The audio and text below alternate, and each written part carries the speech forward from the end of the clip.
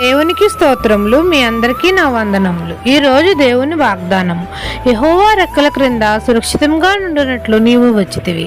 ఋతు గ్రంథము 2వ అధ్యాయం 12వ వచనం.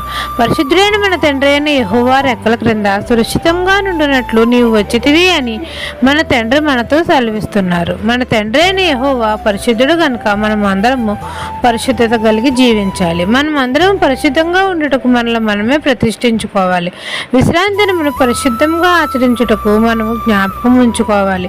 దేవుని సన్నిధి కనబడుటకే మనం అందరము సిద్ధపడి ఉండాలి. మనం అందరం ఆయన సన్నిధికి వచ్చి తండ్రికి మొరపెట్టాలి. తండ్రి అయిన యెహోవాను, తండ్రి ప్రియకుమారుడైన యేసయ్యను మనం అందరము ఘనపరచాలి, కీర్తించాలి, మహిమపరచాలి. అప్పుడు తండ్రి మనకు తోడుగా ఉండి తండ్రి తన రెక్కల క్రింద మనల్ని సురక్షితంగా కాచి కాపాడతాడు.